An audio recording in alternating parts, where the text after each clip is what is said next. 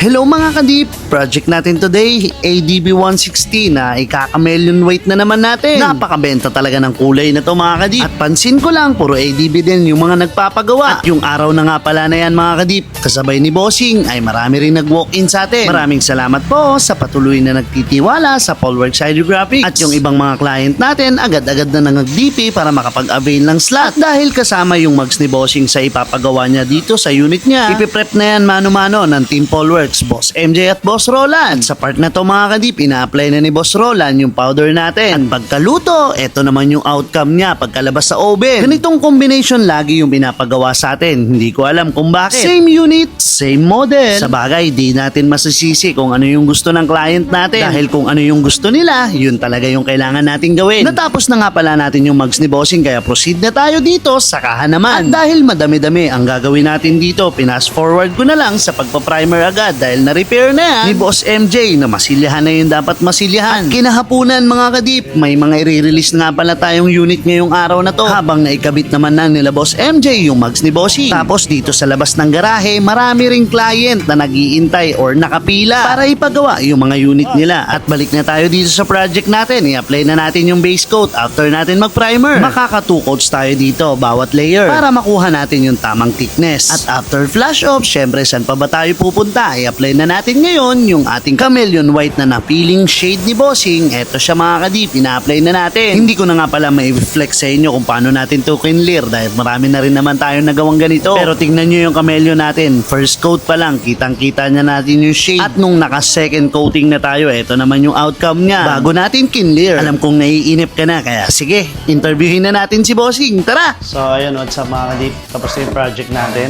Ayan siya. Yun o. So, ginawa natin dito, chameleon white. Tapos, within the day natin siya ginawa. So, ito ay Honda ADB 160. So, ayun si Bossing o. Boss! Okay na yung unit? Nakakilatis mo na ba, boss? Kita na, boss. Nakita na.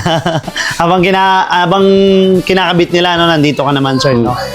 Ayun yung tama dyan eh. May tama dyan. Nawala na. So, kamusta sir? Pangalan pala ni boss? Joven, boss. Joven. Taga San si Sir Joven natin? Santa Mesa. Iyon, Santa Mesa, Manila. Bossing, kamusta? Yung dayo natin dito, nasulit ba natin? Sulit yung pag-aantay, boss. Oo, within the day natin ginawa yan, sir. So, happy naman si boss. Kung i-rate ni boss yan, 1 to 10, syempre. 100, boss. Ayun, 100. Nakuha Brand naman new natin. na ulit eh. Yun, brand new na ulit yung unit niya at bumagay yung kanyang mugs dito sa chameleon white na ginawa natin. Sir, baka may gusto i-shoutout si Boss Joven natin? Ano, shoutout sa mga tropa. Yeah. Dito kayo paggawa kay boss. Yun, maraming salamat sir. To God be the glory Thank po. you, thank you. Thank you guys. You know, thank you guys.